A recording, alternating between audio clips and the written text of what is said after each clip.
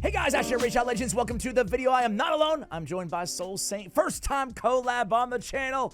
Soul Saint, what's up, man? How you doing? I'm doing great, man. I'm doing great. It's a pleasure and an honor to be here with you guys today. The honor's mine, man. This is I told you this off air too, but I saw you did a collab with Scratch like a year ago. I had not been familiar with you before that, and I made a mental note like I want to work with this guy because I love your charisma, I love your passion for the game. You're a streamer, content creator, Twitch, YouTube. Everything will be linked in the show notes below. Tell my audience a little bit about yourself. I am a content creator trying to leave a positive experience on this world by being me in the most unique way possible. With that being said, you're going to see a lot of quirkiness, a lot of charisma, a little bit of degeneracy, but we know what that's like. Hey, hold up. Diddy with the gifted as well. Diddy! Wait, no Diddy, hold up. I'm a very competitive person in general. I started playing, I want to say, in 22. I'm one of those big degenerate whales that likes to see how I can compete at the very, very top. I'm a part of one of the most competitive clans in the game, the Immortal Elite. Shout out to my mad boys. I love it, man. So by the way, today we're going to talk about, speaking of kind of end game, is champions that we both used, a few of our favorites, that helped us clear Faction Wars hard mode. I have 3 stars left. Soul Saint already has Polera. What do you feel like? Dude, I've heard the reviews on this mythical. This is the end mythical for Faction Wars hard mode, by the way. I heard that she's not that good. Like, this is the early reviews. I don't have her yet, but that's what I hear. What is your assessment? It's a bit presumptuous of me to kind of go on this statement, but based on what I have tested with her so far, I've gotten a little bit on her. I still got to get books and whatnot. You know, I'm trying to get my mythical tombs and whatnot to get her going, but she does seem a little lackluster for the amount of effort it takes to get her. I definitely think that there is a bit of a taxing experience there in terms of wanting to push for something that doesn't feel like very rewarding. She seems like she does okay-ish damage. In today's meta, being Force Affinity has become a little bit more prevalent, so she does have that going for her. But despite that, there are a couple of nuances about her kit that if it was just reformatted a little differently, she would have a much more positive experience. But despite that, so far, damage numbers seem to be a little bit underwhelming. Yeah, that's what I hear. We'll see, though. She seems cool to me, though, like just as a champion, but you always want those farmables, even though it's going to take most players a long time to get her to really be worth it, you know? Like, I think they've done a great job with, like, Embries and champions like that. But anyway, that's neither here nor there. Today we're talking about champions of all rarities that really made a huge difference for us in the end game, even if you're not focused on Faction Wars hard mode, guys. These are champions that we love outside of just Faction Wars hard mode, but they also were pivotal champions that maybe we overlooked a little bit, or maybe we had a new appreciation for after we started using them in Faction Wars hard mode. So, Soul Saint, you're the guest, man. Who you got first? Okay, I'm going to start off from the lowest rarity first. We're going to start, for me, I used a rare, and this one isn't particularly in the Dark Elves. She's known for being pretty good in a lot of different situations, but I did want to shine a light on her and her value as a support champion for the Dark Elf squad. So this one is a void, but it's on it's a blue. So it's going to be Painkeeper for me. I thought off the rip that there's a lot of trials that are going to be focused around, hey, don't lose a certain amount of health, or hey, cycle your abilities, or you know, lower the cooldown of the enemy's abilities or your abilities. And my champion pool, I would say, is a little bit more on the free-to-play side when it comes to the Dark Elf side. Now, I got other champions that are pretty solid in other ways. Painkeeper in particular was really, really important for me. One, she's a healer. Her A2, 50% of this champion's max HP. You could put her in a pretty hefty bolster build that gives a shield, and on top of that too, she could actually add some extra healing and heals herself, right? So like, it's very complimentary to her. And then on top of that too, one of the biggest values I had in Faction Wars is control. Sometimes you can control the first portion of a fight, and then you're on cooldown with your abilities. You know, you still have a 3-turn cooldown, sometimes even 4, depending on the ability. Having that A3, which is combat tactics, allows you to decrease the cooldowns of all skills for the teams. Abilities down by 1 turn. It gives you a little bit more breathing room, a little bit more flexibility. It's like, you know what? I could be a little bit more aggressive at the beginning here, and then I could use Painkeeper to keep my team at that pace. So Painkeeper for me is my starting winner for the rare side of things in the Dark Elves. I love that choice for all the reasons you mentioned, man. The healing, the versatility in build, but especially, man, think of all those stupid trials where you're like, kill your enemy before they take a turn.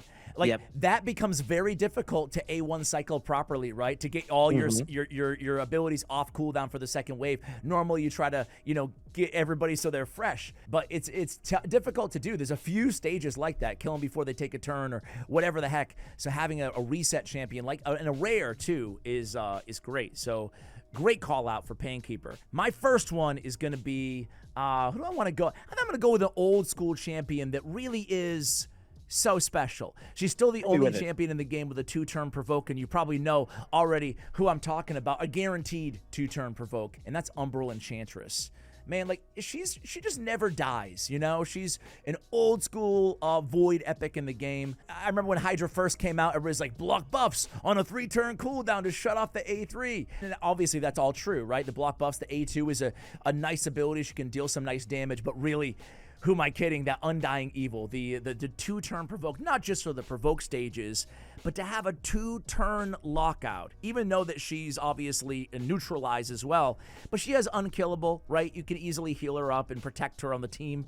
But that is enough to buy you so much time. Forget 1 turn, 2 turns. You don't have to worry about it being cleansed off because you provoke the cleanser. She's void affinity. It's not, you don't have to worry about weak hits. So very friendly, yeah. For I just love Umbrell in terms of it's hard to find a very competent provoker among epics to begin with, let alone the best in the game. In terms of just the sheer duration guarantee. What's interesting too is that she does like I want to say at least 3 trials just in her kit alone. So like you have two stages that do provokes, as you said, and then the block buffs. There's actually a stage inside the demon spawn, I believe, that has to do with defeating enemies before when they have no buffs on them. And one way you could do it is not only control them with the provoke, but throwing that block buffs out so that they can't buff themselves from passes or anything like that along the way. I'd even argue too, with the way that the game has kind of progressed over time too. You know how like there is supposedly a drawback with her provoke, right? It puts a block actus on herself that's irreversible or irresistible and like not removable. You could put stone skin on her, and then when she throws the provoke out, the block actus doesn't land. So that's an easy setup for you to be able to not only do the provoke and then you keep yourself up and running perfectly just fine. That's a great call out with the stone skin too. I remember back in the day it was bugged. I forgot, like, I think it could just be cleansed off or something like that. I forgot what it was, but you can still get around it with stone skin. I guess stone skin is the only thing that can block it though, right? Like, I don't think a like immunity set or anything like that would block it, right?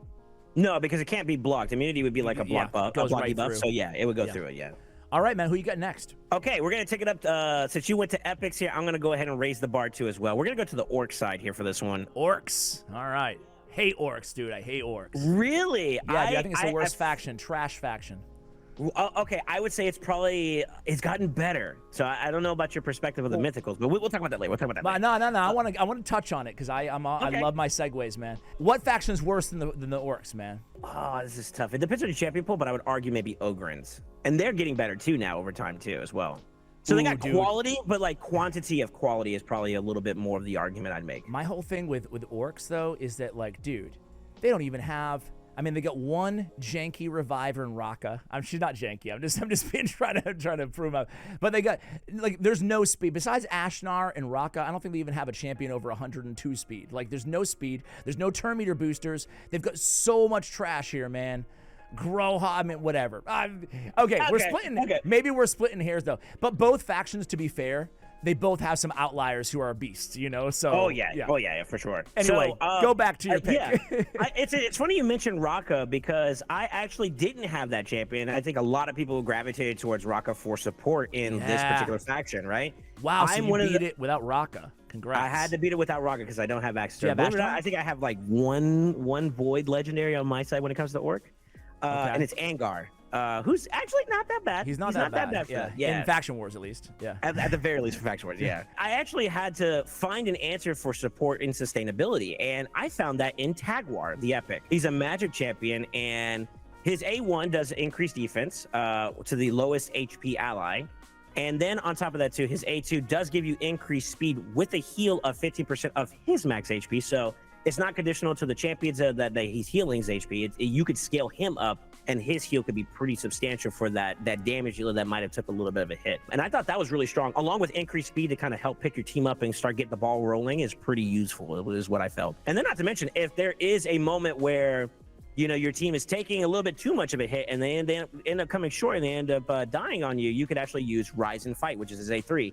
Not only does it revive, it's a shield. And you could still do this ability in general to give that shield out. So it's very valuable in that regard. And I would say it's clutched up for me a little bit. He's my favorite epic reviver by far. Like his epic revive isn't as strong certainly as like Ursula's or whatnot, but Everything to your point, man. You said it all. I don't need to repeat it. But the increased speed, the 3-turn cooldown, the big heal, even the damage mitigation on Aid the Feeble, man. I think that it's just a full package, man. It's the full package. So yeah, I saw him being used on a lot of endgame teams too. You know, like interesting players who have almost every because again, besides Raka, there's a real lack of revivers and support anyway. You know, especially when you get out of the mythicals. Do you have Ashnar, by the way?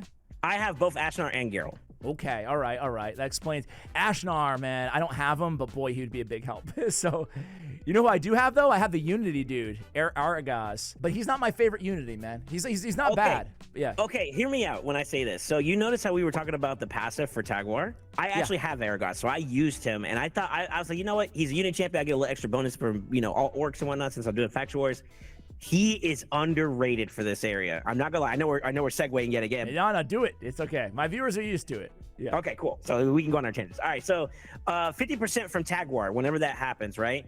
Being able to keep your team at 50% with Aragaz's A1, especially when you start going against those faction war bosses, they can hit, they can hurt, they can pack a punch, right? So over time, and then with CC too, depending on how your gear is looking, sometimes you may find some really strong pieces to keep your team going, and sometimes you may be a little bit under the requirements for like resisting stuff and whatnot. Even if he's just only A1 and he's healing every single ally that's under 50%, straight back up to 50% with his A1. And with the passive attack war, it gives you a really tanky combo. And not to mention, you also can strengthen some other things too, which is just undeniably very, very powerful. I'm actually very impressed with Aragaz in my experience with orcs, believe it or not. Yeah, I mean, I like I said, I don't hate him. He's just not my fave of the. But he's definitely not my favorite either. If I had to pick, it'd be other champions. Yeah. So, sure. but that being said, I'm curious now that we're talking to orcs here. Who did you use? What strategy did you use? Did you go Stone Skin or whatever, or what kind of team did you use to get through the stage that was the 75% HP? The 75% HP never let your champions drop below stages. I found them to be some of the more frustrating on all the factions. You know. So my trick to that was doing a lot of like bolster down. So like 2 bolster sets, shield sets could be an equivalent alternative. Yep.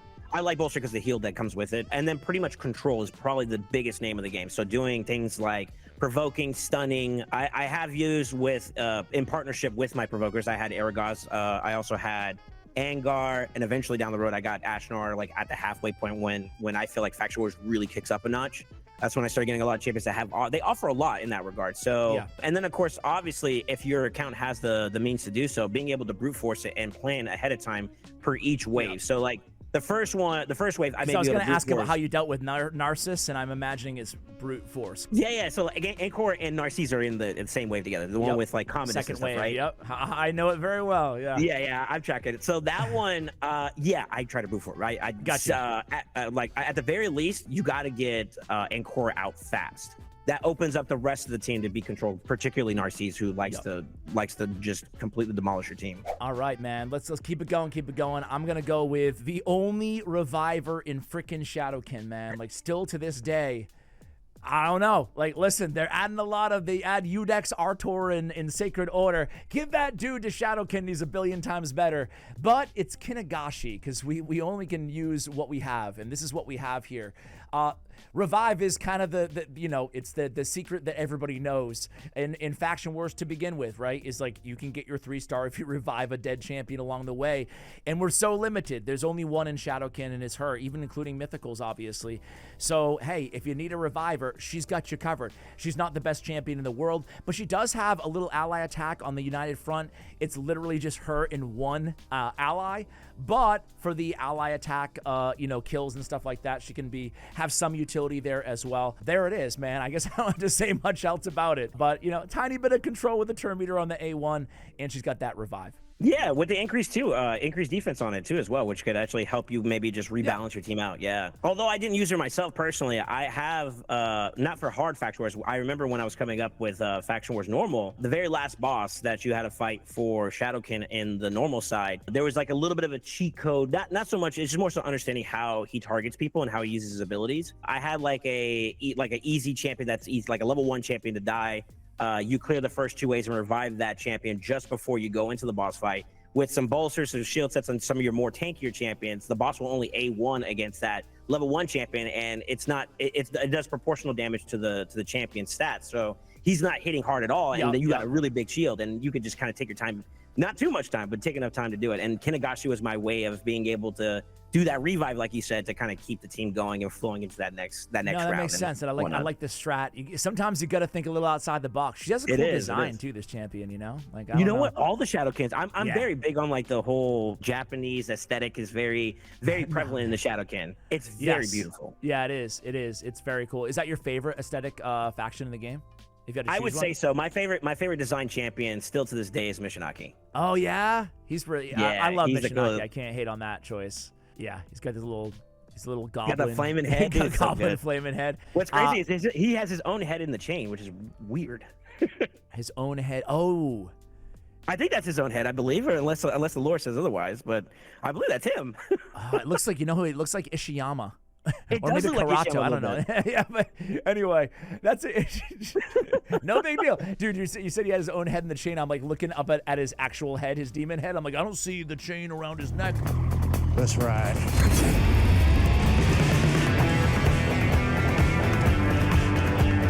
Next digression. I'm going to go with, who am I going to go with next? I made a whole video about this dude, but I got to say, Ethlin the Golden, this little freaking epic, man. I fell in love with this dude. I didn't think much of him before Faction Wars Hard Mode, but I was kind of mulling my artifacts around, and I ended up running him alongside Ethos, and he was doing the same amount of damage as Ethos, and I was like, Really? dude, I was like, what the heck is going on here, man? And granted, I have him fully decked out, right? Fully empowered, and I have him fully awakened as well. So granted, there is that, but he was smacking. He ignores 10% defense when attacking support, defense, or HP champions on his passive, so it helps a little bit there. But that double hit, it's insane. To your point earlier, it can brute force a lot of stages that are just annoying that you're just like, take care of it.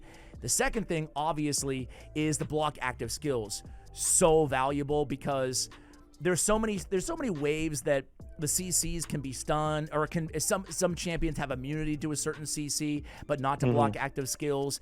It's a 2-turn duration again, so it's kind of the same sort of vibe as the Umbrell. Having that 2-turn lockdown is so powerful. Obviously, it's good against mythical champions as well. And he ticks off so many of the boxes of these the trials, right? With the extra turn, like use the extra turn ability whatever times, right? He's got that on his A3. He brings his own buffs as well. One of them is increased accuracy, which really allows you to build them as more of a nuker.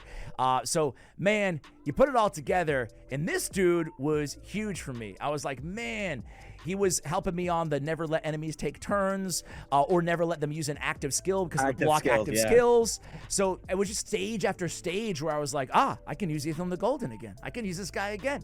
So he ended up being a really, really, I ended up kind of replacing him, or replacing Ethos with him on some of my teams. Not to say that Ethos in a vacuum can't out-damage Ethlin, but because of all the extras that he brought to the table. I was this close to actually building one. So somebody recommended, he's like, I'll tell you one of my more frustrating trials to do was the one where you don't weak hit. Yep, that's another one. Yeah. Oh my god, I just don't. That is probably stage 17 for every single faction in hard mode is probably one of the more annoying ones to deal with. And they put stuff in the way with like they know you're like a lot of people use this specific set of champions like magic champions. Yep. So they always throw in that UDK to give you the opportunity to weaken. That's like, I started when I started approaching those stages. Initially, I was like, okay, I'm just going to use a few of my strongest champions and just strategically and tactfully A1 against neutral affinities or good affinities. And then I was like, screw this. I'm putting in only voids. That's it. Even if I have to take a massive downgrade in champion, I'm putting in only voids. So I can see the temptation on Ethlin. Mind you, I have one, but mine wasn't like fully awakened or whatever. But I was, my biggest thing was like, what do I put him in? Who do I put him in place for? And I was like, the only one that's like easily interchangeable would be like maybe one of my damage dealers. And I was like, does he hit hard like that? So they hear that you like he slams from your perspective is very interesting. He was smacking. I'm very impressed with this. Yeah, feel free to check out the video if you want. I'm shameless promotion on my my Let's co-host here. Yeah. He only has a 2.1 on his A2 multiplier, but it's a ×2 hitter, but it has the built-in ignore defense. Either way, for me, it smacked. Anyway, who you got next, man? Okay, so we're gonna keep it going. I'm gonna take it up a notch too as well. I'm gonna go ahead and go towards legendaries now, since we have been slowly rising. You know. Sure. Yeah. We're gonna take a trip. I believe it is to the Ogren side. Okay. This one, if you guys have been playing fairly recently, he was a fusion champion that you could have acquired. I believe it is stock. Ooh, This guy is underrated. Oh yeah. Oh my god. Let's talk PvP. Great. I was just gonna not say kidding. he's meta now, like endgame arena. He is meta. Yeah. He is meta, yes. But not only that though, like let's play towards Fact War specifically, right? So you need a healer. This faction, unless you, and I think even with all your available options, has pretty limited healer support. In general, being able to get just straight up 2 continuous heals from his A3, the Vengefire Flood, in addition to not only poisoning, weakening, he gives you basically a little bit of offense, a little bit of defense, all in one ability across the board. Yep. Great champion in that regard. But not only that, though, when you partner him with some other alternative options, maybe you have that Ignatius, or maybe you have that Skrank, or if you want to really go there, one of my personal favorite mythics is Gizmak. If you have that in partnership with him, he's not only an enabler of that, he's boosting your turn meter with the A2, and he's activating those burns and poisons that you're putting on in play. Not to mention, you know, the ignoring block damage and unkillable buffs. He's a lot in one package. And then the aura. I mean, I don't know about you, Ash, but I'm pretty sure you've already experienced this, but as you climb up in Faction Wars, the stat requirement becomes a lot more demanding. So, you know, having that increased speed in all battles by 20% is nothing to scoff at after you start trying to keep up, you know?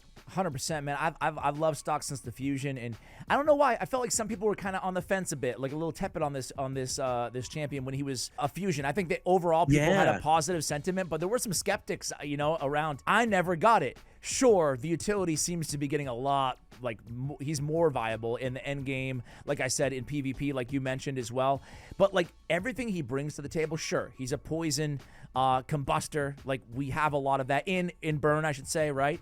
But also continuous heals, also the aura, like you said, also the ignore block damage, unkillable, so huge. He's so unique. The juicy turn meter fill on a 3-turn cooldown from a poison burn combustor, you don't see all this stuff together. So it's a great call out, even beyond Faction Wars. So true. Love the choice. Love the choice. This is probably my most niche pick of the entire video, but it's fresh in my mind because I'm struggling on this stupid stage. And it's the bombs, man. These kill 10 enemies with bomb stages are the death of me. This is the worst.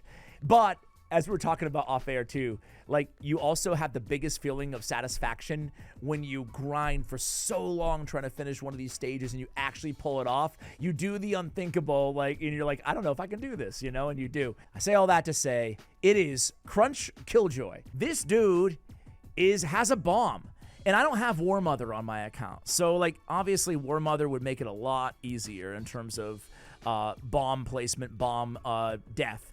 But there's a lot of factions where you only have 1 or 2 options, you know, in terms of bombers out there, and especially non-legendaries. And Grunch, man, listen, it's only a 75% chance or 70% chance of placing the bomb, but it is a 1-turn detonation, and he's the best shot that you have, you know. There's also Gal Cut. But Gal Cut is tough because it's a 2-turn duration, so it's a little trickier there. But Grunch, choose your poison, really, or choose your bomb in that guard. Exactly. But Grunch, man, I mean, he's it. He's the guy, and he does have the cleanse, the continuous heals. So it's nice to get that blend of the full cleanse with a little bit of healing plus the bombs. And really, we're just so limited. I mean, you know, he has turn meter fill whenever a bomb detonates on an enemy on the passive too. It's nice. It can help you cycle back a little bit. It's still an arduous, really, to me, it's a frustrating run. But Grunch, man, I mean, you got no options, and he's got it. 1-turn detonation, you know? I actually went the other route. I went Gal Cut because I also don't have a War Mother. And I'm not going to lie, I was almost at one point or another going down the heat. Like I was talking to Ash offline about it, and I was like, man, I spent hours doing it. I had to, like, it was a testament of willpower, right? Yes. And I don't fault anybody for having some really arduous experiences when it comes to that trial in particular. But I was so close to, like, you know what? I'm about to build a Grunch just to see if maybe that helps bring this just a little bit more to a close. And luckily, I was able to make it with Gal Cut. And I won't lie, I think that, like, outside of the only thing that was, like, very difficult for me to choose Gal Cut over Grunch was the fact that like you said, the percentage of landing the bombs was not consistent. You can build all the accuracy in the world. It's still going to be a 75% or whatever the percent. I think you said 75, right? 70, yeah. 75% chance to be able to land it. And sometimes I could be on a great track, and then at the very end, when I need that bomb to go off or I need that bomb to land, it doesn't want to land. So I was like, let me remove that RNG, and I went with Galcut instead. I don't blame you. 2 turns. Yeah, I don't blame you. But what I figured is, at least my calculus was, okay, I will restart the first wave until I land that damn bomb on everybody, and then I'll let the RNG play out. Hopefully I can get 5 kills in the next 2 waves. But either way, it's challenging, man. It's challenging. I imagine you paired Galkit with like stuns or some sort of control to try, or block buffs or whatever. Oh man, you're gonna laugh at me for this, but a champion, I think this was also a fusion, if memory serves me correctly. You know Blizzard? Yeah. I like to call him Blizzy for short. Little Blizzy here. Little Blizzy. Yeah, so he gives freeze on his A1 and his A3. The A3 is definitely a lot more consistent for sure. Yep. But even if I didn't, this is gonna sound so unorthodox, but I built him in a tanky provoke set on top of that. So freeze, and then even if I didn't land the freeze on the A1, I got a chance to provoke him just to give me enough breathing room. You got to employ the unorthodox strats to get it done. So I applaud you for that. It wasn't fun. Yeah. It wasn't fun. I won't lie. That was probably one of the more. I to this day, I think I can safely say that the one that you're dealing with right now when it comes to bombs is the hardest trial. It makes sense. It all depends on who you have, right? On your account, obviously. I guess that too. But I've heard people with War Mother say that it's still hard. It was like, it felt difficult to do. That's the thing too, is you always think, if I only had this champion, it'd be a cinch. And then half the time, people who have those champions still are struggling on some of this content. So it really speaks to the difficulty and the RNG too. Who you got next, man? Is this your last coming up? Or no, you have two more. I got two more, yeah. So the next one's going to be Ramontu. So I wanted to bring something. Yeah, I wanted to bring something to the table that would be like kind of achievable for anybody, as long as you're progressing. Eventually, you'll get to Ramontu. He's a champion you can get in the mission side. For the lizards, especially as you start going from, I want to say, like stage 15 and higher, there's a lot of like trials that require you to either put a decent amount of debuffs up, or don't let them use a skill, or don't let them have buffs, and his abilities complement that so well in partnership with the rest of this faction. I'm going to kind of more so lean towards his A3. His A3 here, Blood Wings, blocks champions that don't have passives. It blocks actives. And then with passives, it blocks passives. So there's like at least one wave or two where the champions don't even have to do anything. They'll generally give themselves like a veil, like with Elva, for example. Her passive is that. And I want to say Oella. There's like a wave that has to do with like Oella, one of my personal epics, which is the rock dude, is Duidon, and then Elva, and it has like those champions in there where like them just getting a turn automatically gives them buffs, or if you reach a certain threshold, they really stack it up, man. Every wave they stack up with the most annoying, like Jingwan's all over the place. Or oh my god, man. Jingwan is another one that I love Ramontu in, because like you're like, oh, I got my provoker, but then Jingwan's like, well, that doesn't matter. But with Ramontu, it's like, well, that passive no longer exists. You're getting provoked. And then next thing you know, it opens up the door so much. There's so many people who have actually struggled with lizards that asked me for advice. And I was like, do you have Ramontu? And they're like, no, I'm on my way to him. I said, get that. That solves your problem. And I will say this to the utmost. He's a void. He's a legendary. He's got decent stats. He's actually still relevant in certain comps for PvP too. Yeah. So even though he's not like, end game meta right now, he's still a viable choice. He still has to be dealt with and answered and responded to. So love the pick. A lot of control. Even, you mentioned it, but like even those kill an enemy with 10 or debuffs or whatever, like stacking up, like kind of like a Rio, right? A2, just stacking them up on one ability is really nice, So great shout out. I only have one left, and I'm gonna go. I thought about so many. I want to give a quick shout out because Hackhorn. Sorry, I can't speak apparently. Hackhorn Smash Lord. He's not my choice, but I wanted to give him an honorable because this dude was like my main healing through the difficult stages, primarily the last stage, stage 21 in Skinwalkers. And there's not a ton of healers here, so it was cool to have him. However, I think I'm not landed on my guy. Ever since Scoris came out, man, I've been like, this is one of the top. First of all, like even aesthetically, like just a beautiful freaking champion. That sword? Oh yeah, dude. God.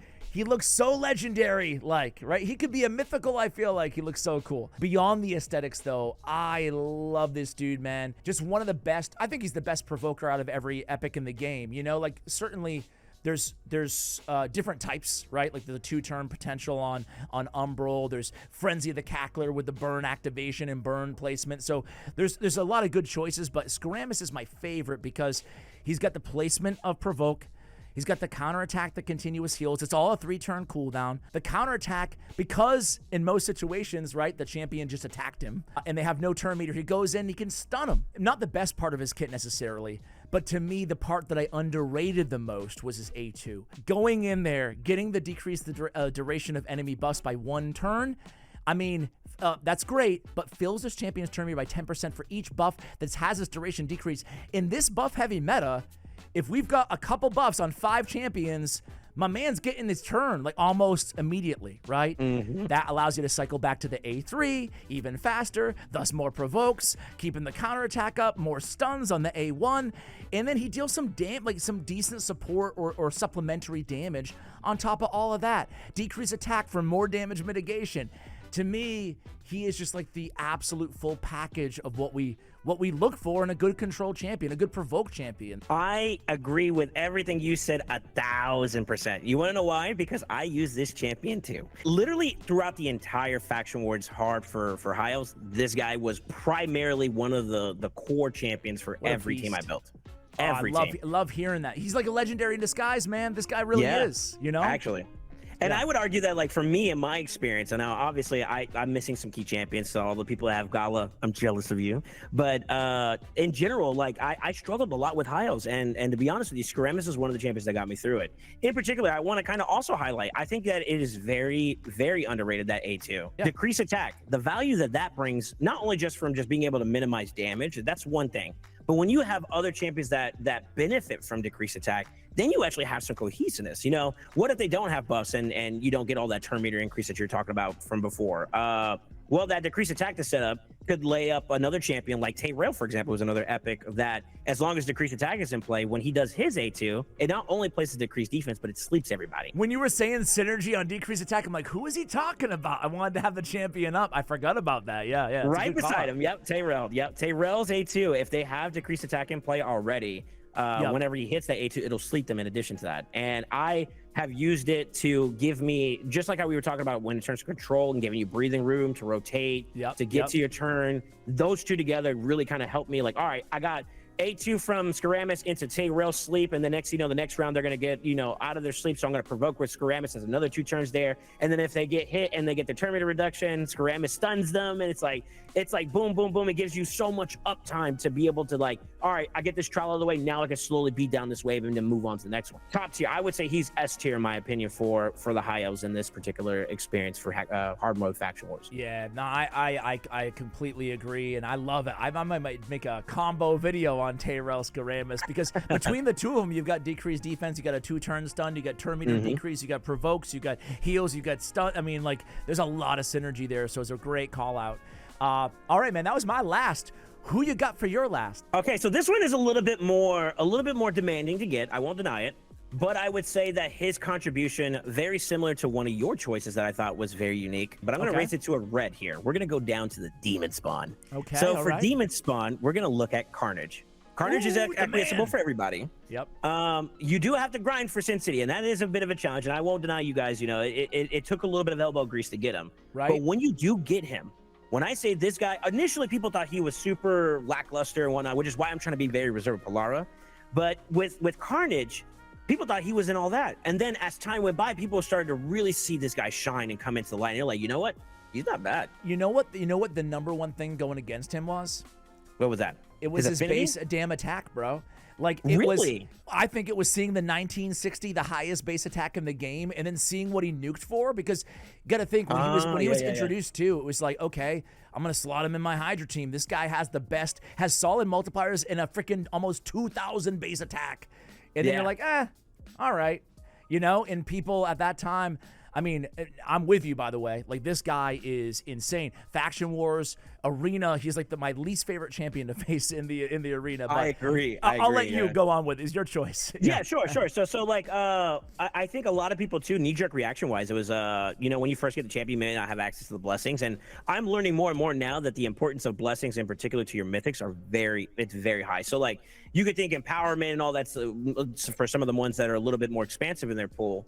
You know, empowerment's a big deal, and with mythics, you can technically empower them. Carnage is one of the exceptions that currently doesn't have an empowerment option, but despite that, a lot of their value in terms of stat gains is right now through blessing. So getting the blessing is where I would say hold your judgment until you get that, and then you'll start get a better feel for the champion. I think that's when he started coming to light, when people start developing more. Just like we were talking about for all the other factions in regards to, you know, making sure they don't have any buffs, making sure that they don't use any active abilities, making sure that they don't do XYZ in the game. This guy does it all. Block actives and block passes. Also steals turn meter, so that boy is going fast on top of that. Not to mention being able to seal with his A2. This one's more so good for stealing buses in terms of faction wars. If there is a pesky champion that so happens to somehow net a buff or something around those lines, but the lockdown ability is really important. Then when you complement it with the fact that his abilities, particularly his A1, both in his base form and his second form, having a chance to counterattack and I'll be honest with you, that 50% feels a little bit more closer to 100%. He's active.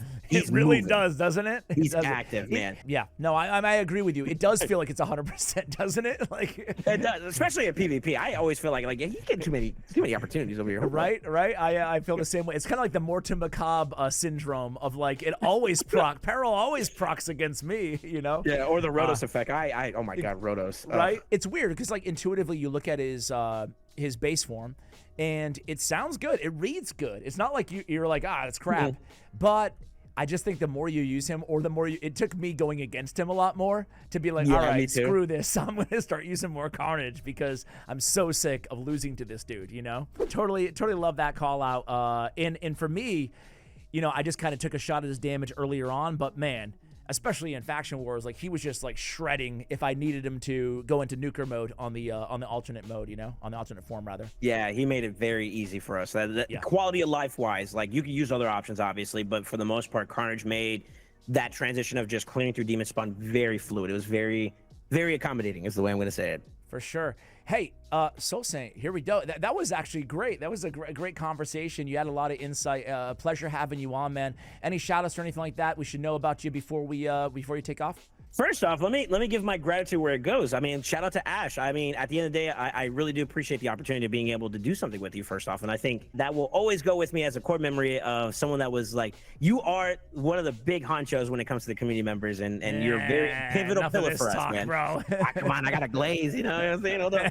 But this is where I'm at with it. I genuinely appreciate you giving me the opportunity, for one. So thank you, sir. But also to all the people who support me, my community at Sin Knights, I appreciate you guys so much for being with me along the way. The ups, downs, and everything all around, I appreciate you guys so much. And then to the raid community, ever since I touched down and started getting involved with this game, very open, very unique, very eclectic, and you guys are all just very welcoming. And I want to thank you guys so much for giving me the opportunity to have my home be with you guys. And I thank you guys for that too as well. And then, of course, the people who have been pushing me to be ever better. Salute to my clan. And then also, I'm just grateful.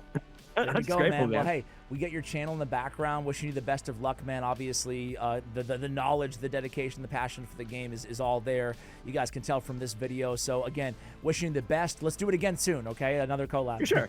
All right, man. For sure, I'm down. All right, guys, check out Soul Saints. He streams like 4 days a week, so you can check out the schedule and check out everything about Soul Saint in the comments below. Thanks for watching till the end of the video. Much love, and as always, take care, guys.